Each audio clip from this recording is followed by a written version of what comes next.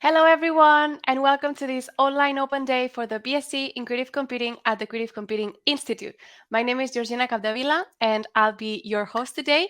And we are here to talk all about the BSc in Creative Computing, our BSc program at CCI, one of them.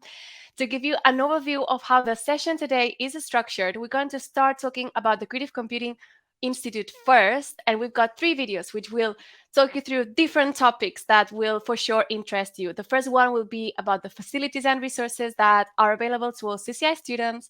The second one is about our research topics, the public program, and the social mission that we have at the Institute. And the third one is about the local area that is around CCI's campus in Southeast London. Right after that, we'll be playing a recorded presentation by Anna Troisi, who's the course leader of the BSc in Creative Computing at the Institute, which will give you an overview of the units, the structure, and the approach of this BSc program. Before we continue, if you have difficulties following along the session, just know that English closed captions are available to you on this YouTube video. So make sure that they are enabled if that helps you go through all the content, and this way you don't miss any details that we're going to be sharing today. So let's get this started. We'll begin by watching a video that will walk you through all the amazing facilities and resources that are available to all CCI students at the Institute. Welcome to the CCI Facilities tour. Over the next few minutes, we are going to show you around the campus and tell you a bit about the facilities and resources available to our students. CCI South London is located across 2 buildings along Peckham Road in Camberwell. We share our buildings with Camberwell College of Arts, which is a fantastic opportunity for CCI students to get to know and collaborate with students studying courses like fine art, photography, graphic design and illustration. The Greencoat building hosts teaching spaces and technical spaces for students studying creative computing and creative robotics. It also hosts the Dark Lab for AR, VR and interaction design. This summer, we are going to be creating additional technical spaces in this building to support the new creative robotics courses that open in September 2023. CCI is located on the 5th floor of Peckham Road, where we have teaching spaces and technical labs, as well as a kitchen, which is our main student hangout and study space. We have several high-spec workstation computers where you can work on machine learning, data science and other intensive computing tasks. We have a library on site with access to a range of books, e-books, periodicals and databases. Our dedicated librarian, Beninia, ensures that these resources are kept up to date to help you complete your studies. Across the courtyard is Gardens House, one of a growing number of halls of residence across London. And on the ground floor is the Learning Zone, a space for self-directed study that is open 24 hours a day, 7 days a week, to all UAL students. There are places to eat, like our canteen, student advice centre and support services, and an art and material shop. In summer 2023, we will redevelop the former London College of Fashion building at High Holborn. We will share this building with UAL's brand new PhD hub, which will help to ensure that CCI's focus remains around the development of world-class research. At our Holborn site, we will create new technical, teaching and library facilities to support our new courses in computer science and data science. The technicians here at CCI all have a decade of experience doing really cool stuff with emerging technology. We'd love to help the students here with any questions they have about their projects. The Dark Lab is for experimenting with interaction, projection, sound and VR. Great for permanent projection setups. We've got a couple of VR booths. We've got loads of speakers and many other toys to play with. I specialize in creative coding and especially interactive things using Kinect and cameras and game engines, 3D graphics. We have a whole bunch of equipment that students can take out on loan, including projectors, Kinect. We also have laptop lockers where you can get a laptop to work with. Physical computing really is just the connection to the physical world, to the data. Students have played with physical computing in all sorts of different ways. A lot of interaction with gaming and the VR world as well, sensing various different bits and pieces, using touch especially, all sorts of different sensors to put things in a virtual world, or vice versa. They could have things coming from a virtual world and bringing them into the real world. We generally lend Arduinos to all of the students, and with that we have a collection of different modules. This allows us to interact with the world in various different ways. Those modules could be sound sensing, they could be image sensing, they could be sensing the environment in some other way. The benches here are for the students to solder and prototype, put different boards together. We have different components with different levels of exploration with electronics, so you can quickly get something together on breadboard, or you might want to make something that's more solid. I help students who want to use the digital knitting machine, the digital embroidery machine, and who are also thinking about incorporating electronics or computation into textiles or wearable kind of technology. We have a silver reed digital knitting machine. So that's a domestic knitting machine that can be computer controlled, so you can use it to create digital patterns, and that's used to produce knitted fabric. I tend to think of it like a 3D printer kind of for textiles. And then the other textiles machine that we have is a Brother digital embroidery machine. So that's kind of fully automated programmable embroidery machine that you can use to embroider textiles. This is Digital Fabrication Lab, and we have 3D printing machine and laser cutting machine here. For our 3D printers, we just drag your design into the software and slicing it and directly push it to the printer, and your design will be materialized.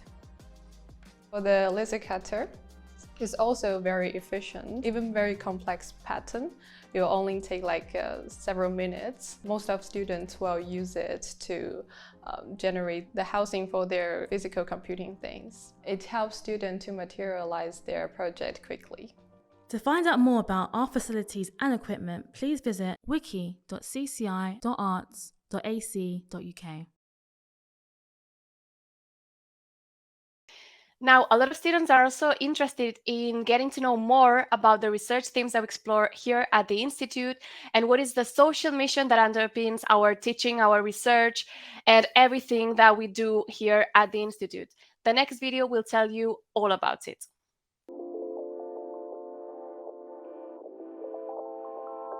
CCI's key research themes are creativity, machine learning and AI, human-computer interaction and platforms, and big data and digital citizenship.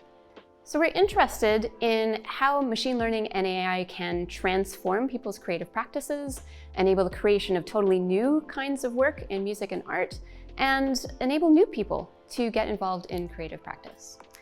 We've created a lot of software tools like Wekinator, Mimic, and InteractML, which are used by tens of thousands of people around the world to make new music and art and games. We've had staff and students exhibit work that's created with AI at venues like the Whitney and the Barbican, and we've had collaborations with artists and musicians like Arca, Massive Attack, and others. A number of staff and students are also leaders in community and activist groups. For instance, the Code Liberation Foundation teaches women and non-binary people how to make games, and the Critical Platform Studies Group explores how digital platforms might encode and even reproduce patterns of problematic power structures in society. This rich and exciting research environment is the product of many staff coming together from lots of different disciplines. These include not just computer science and art, but music, engineering, design, philosophy, art history, and all sorts of other domains. We all bring our excitement and experience from these different research projects with us into the classroom. And it's a place that I really love teaching, and I'm excited to share it with you. CCI's teaching, research, and outreach activities are all informed by our social mission. This mission has three components. They are digital inclusion, diversity in technology, and digital entrepreneurship. First, we are committed to the inclusion of marginalized people in the creation of technology and in the use of technology. This informs what we teach, both in the classroom and beyond the classroom. It also means that we have to recognize that the lack of diversity in the tech workforce right now both stems from and contributes to broader problems in our society, and we have to address these too. Secondly, we're really mindful about the impacts that technology has on the broader world. We have to recognize the potential harms that come with technology, whether that means harms to well-being or even exacerbating bias and inequality. At the same time, we're very involved in projects that aim to have a more positive impact on the world. We are collaborating with the Decolonizing Art Institute at UAL right now to try to surface and mitigate bias in museum collections across the UK. We have staff and students, some with disabilities themselves, who are making technologies that enable new ways for disabled people to interact with technology and create new forms of technology for themselves. And third, CCI is committed to creating digital entrepreneurship opportunities for marginalized people. If we want tech to be a force for good, we need to enable people to apply technology in ways that they're excited and passionate about, where they know technology is going to be useful.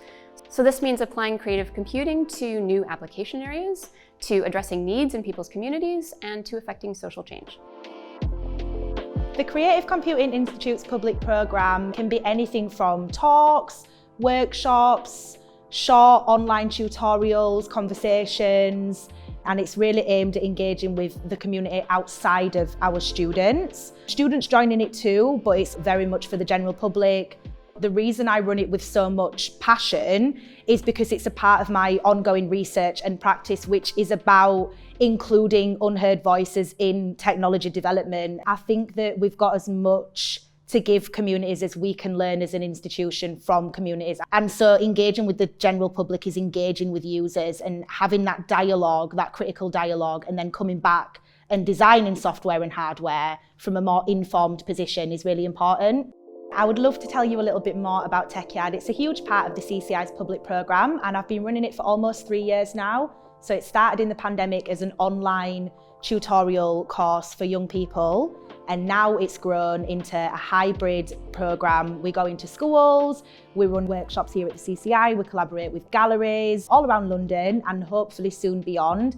And again, it's the ethos of engaging people outside of our student cohort with the critical creative computing conversation, ethics, and of course, like skills as well, right? So we can run 3D modelling workshops, virtual reality workshops, and we work with beyond young people now. So I do loads of stuff for young people, but also done some work with adults as well. Examples of past public programme workshops that we've run include inclusive design in wearable technology, designing a feminist chatbot, and queering voice AI trans-centred design.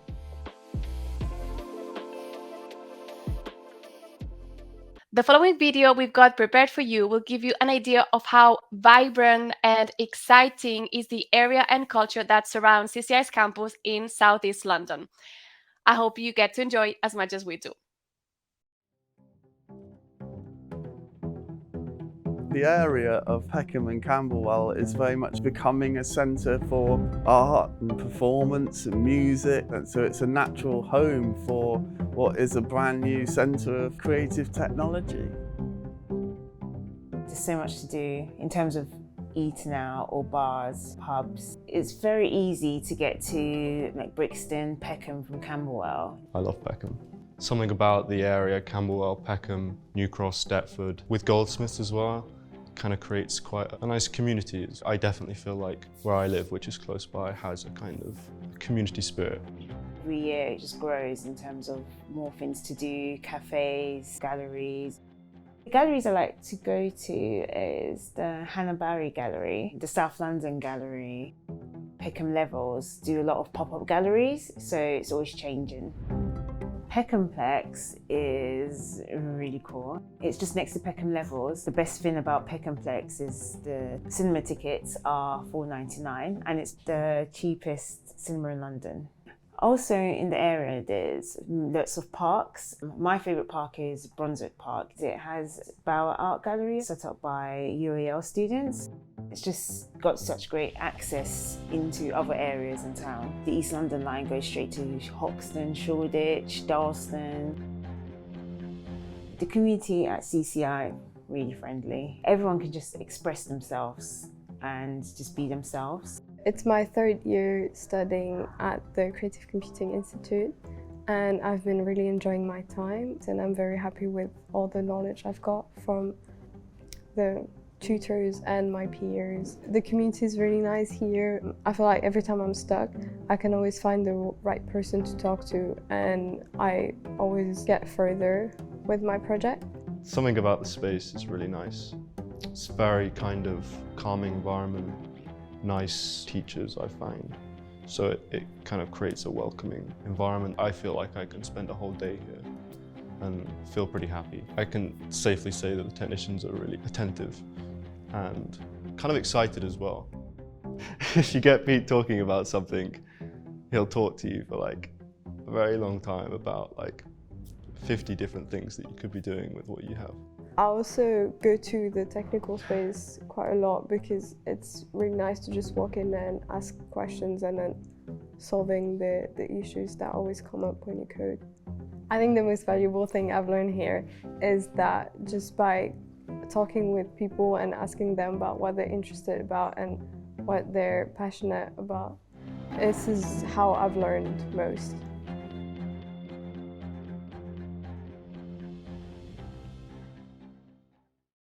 All right, now it's time to start talking about the BSc in Creative Computing, the reason why you're all here today. And in order to do that, I'm very happy to share this presentation that our colleague Anna Troisi, who's the course leader at the BSc in Creative Computing program, have recorded for us, in which she will talk through all the details that you will be very excited to know about the course structure, the units, the approach of the course, and everything that the course entails. Hello, welcome to the Open Day online for the BSc Creative Computing at the Creative Computing Institute at UAL. I am Anna Troisi. I am the course leader for this course for the BSc Creative Computing. My background is undergraduate, postgraduate study in computer science. I have a PhD in nanotechnology. And I have PG cert in education and practice. Although the way how I present myself normally is I'm a data artist, which is the result of the integration of computer science and artistic practice. The course overview is probably what you will be more interested in at this point. So we do a mix of computing and creative practice. So you will learn how to code, you will learn how to build apps, to create digital experiences, installations, for example, for museums or community spaces, creative data visualization, which is always very helpful when scientists, for example, would like our help to be able to involve communities or in general an audience to understand data, to understand their research. You will learn about artificial intelligence, how to use tools, as well as how to program for machine learning. And we will study also computational ethics, which is really important to us, web development, and also physical computing. All the computer skills that you will be learning are linked to creative application. Now, the way how I normally think about this is when I receive questions from students saying, but what does it mean creative and computing? These two words together, what does it mean? Is it computing taught in a creative way? Is computing that become creative somehow?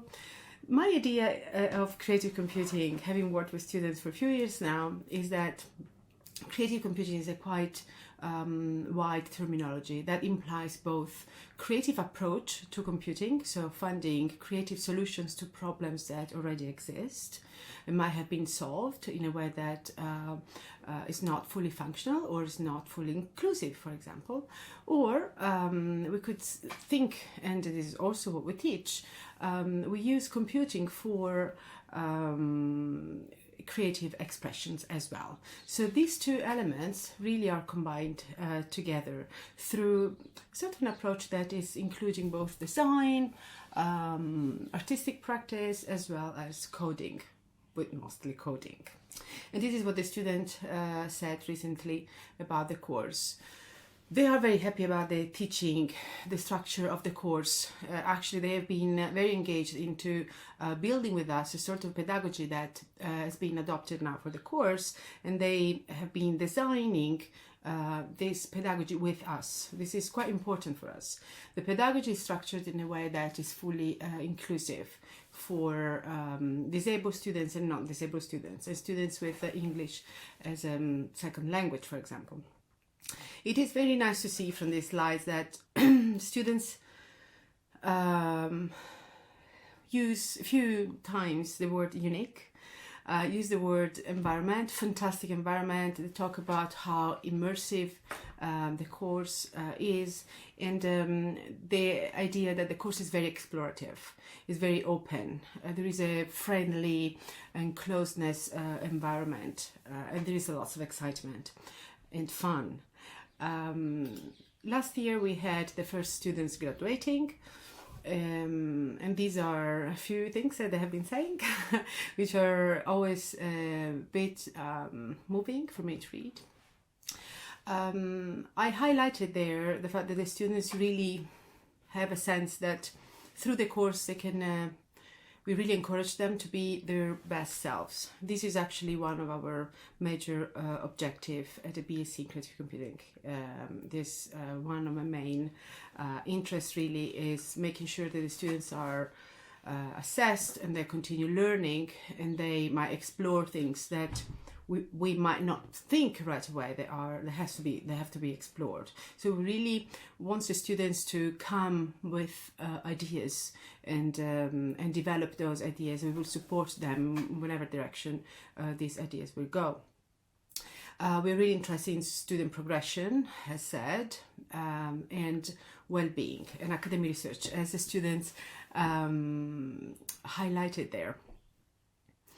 And again, students talk about the environment and the work that we do in environment is quite complex and requires lots of active efforts there that we like to make in our daily teaching.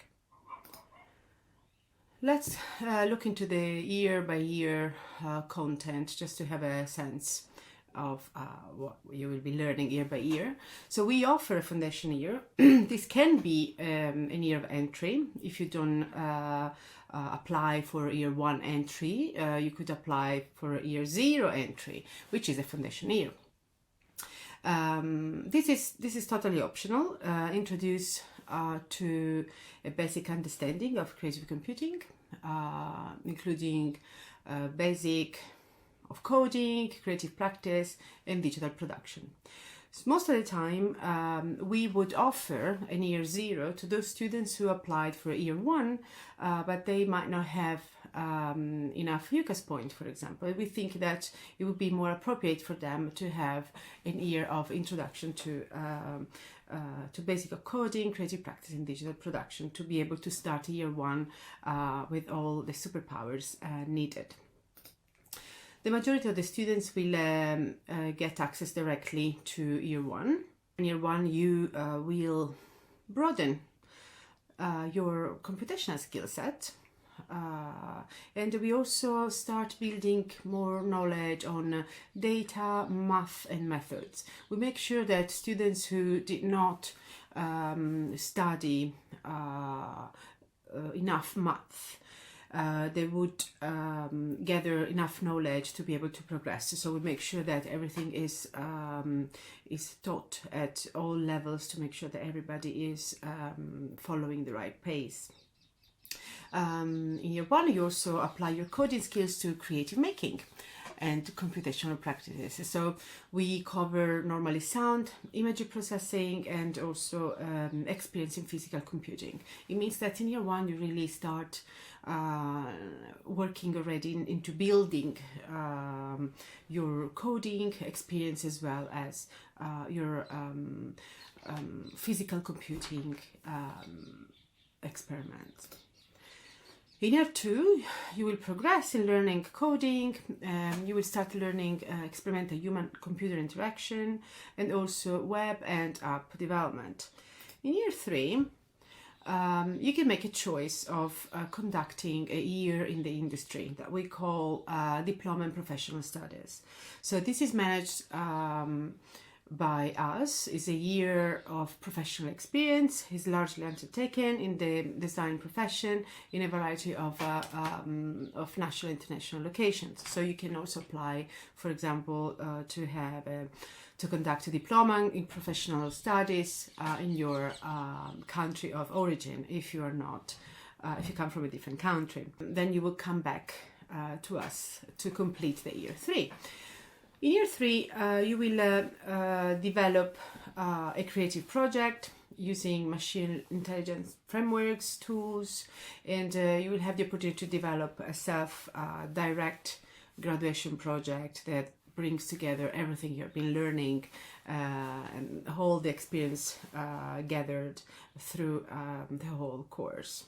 Individual learning is for us very important. So students are all different and they have different inclination, interests, needs. We really respect this.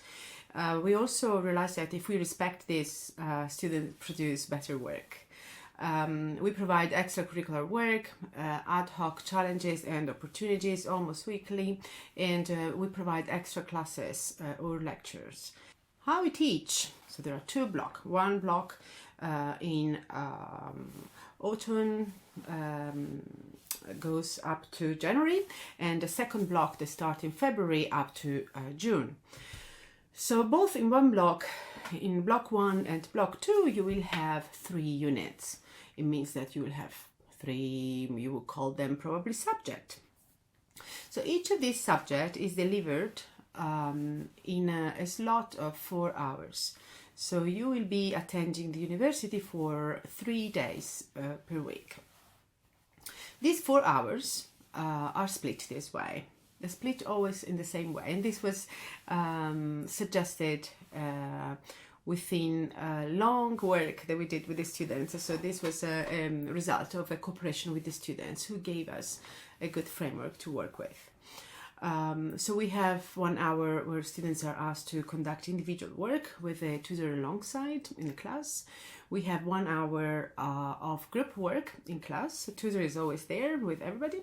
Then we have half an hour of question and answer and individual tutorials as well, again with your tutor in class. And we provide a pre-recorded lecture and a task. So you have 1 week to watch this lecture and create and complete the task.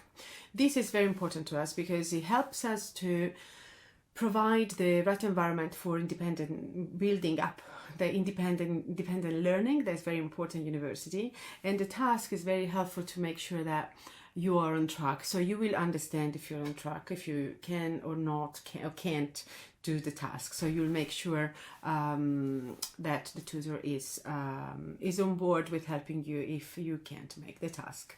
So in the following week, the task will be discussed in class with your tutor. On the yellow part, you can see that we also provide extra support. We have bookable one-to-one support. These are different. We have tutorials with your subject tutors, and we have tutorials that are provided by the IT expert to support with coding and physical computing. But we also have 8 weeks in total where we provide pastoral tutorial. So you will have an assigned personal tutor where you will be able to make plans for your future study and focus on the right things. So the personal tutor is really there to help you out, to keep yourself organized. Disability service is one of the most important element, I would say, in my course. It's very important for us. We have a dedicated disability advisor. We really strive to provide an inclusive place where to learn. So sometimes we would agree adjusted assignment if the student has a sense that might not, for example, be keen to write an essay or anything like that. And we would provide support. So the disability service would provide support, and we would provide support from our side as a tutor.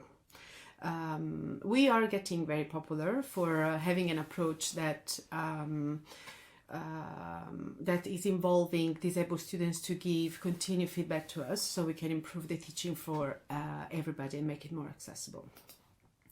We also take care of soft skills. So we introduce a communication framework called Nonviolent Communication with the aim of making sure that all students feel included and happy to share difficulties and also good moments. This approach is quite new, has been adopted recently in other university.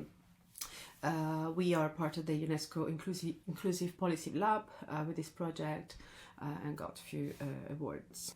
Innovation and assessment. So our learning journey and assessments take care of these specific aspects. So in unit where we assess the student on a portfolio of works, for example, we give a set of opportunity, but the students might do all of them, but we ask them to provide at the end only the best works. This way students can take risk without the fear of their grade being affected by the risk-taking. Risk-taking is important for innovation, as you probably can imagine. In all the exam, we provide large set of questions in advance. We want the students to be able to test themselves before the actual exam, so they have plenty of time to ask the tutor if they encounter a question they cannot understand or they cannot answer. Risk-taking is important because we at the BSc, we think we want to forge innovators. So forging innovators is one of our main objectives. So we aim not only to have our students getting the job they aspire to have, but we would like our graduates to invent new jobs, for example, and build and renovate the industry. And to innovate, we have to make sure that all students are given a space to make mistakes and take some creative risks. So our course is designed in a way that those mistakes and those creative risks are taken care of as something to build upon. You can see there are some of the industries that would be interested in having you when you will graduate from this course. I would like to thank you. Just to conclude, I think that this course is a unique opportunity. When I was studying myself a long time ago, I studied computer science. There was no intersection with other disciplines. This course really gives you the possibility to be different than other computer scientists getting into the market, because your creative thinking would really help you to innovate and flourish. We really would like students enrolling in the BSc to feel that we care, that their voice is heard and their creativity is really taken care of. If you have any question about the course, please write to the addresses in the slide, and hope to see you soon. Bye. Right. I hope this overview was an insightful and useful one and got you excited about joining us here at the BSc in Creative Computing at the Creative Computing Institute. And with that, we made it to the end of the event. Thank you so much for joining us on this video, on this online open day for the BSc in Creative Computing. If you have any questions, our inbox is always open for doubts, for any queries that you might have. So feel free to email us on cci@arts.ac.uk, and we'll be very happy to get back to you about any questions about the course or the CCI. We also invite you to follow us on social media. You can find us on UAL_CCI, and there we'll be posting all about the CCI, but also about upcoming opportunities, workshops, activities, and all sort of events that will give you an opportunity to engage with us. And also, please subscribe to our YouTube channel for more content. And in the meantime, we hope that we can get to meet you in real life very soon. And take care, everyone. Thank you so much for watching.